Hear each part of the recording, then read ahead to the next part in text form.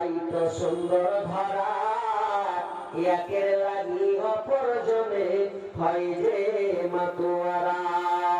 আত্মার মতো শক্তি তুমি রেখেছ গোপন করে, শত চেষ্টা করে তাকে পারি না রাখতে ধরে। তো আল্লাহ সুবহানাহু ওয়া তাআলা জোড়া জোড়া বানিয়েছেন, একটা হচ্ছে ছেলে একটা মেয়ে। আপনার কি নাম?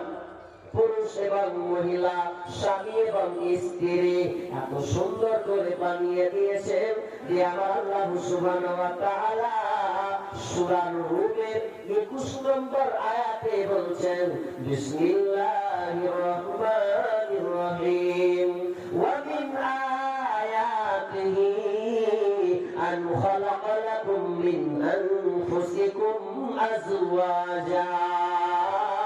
আমার আল্লাহ সুবহানাহু ওয়া তাআলা বলেন, আমার নিদর্শনাবলীর মধ্যে অনেক নিদর্শন আছে।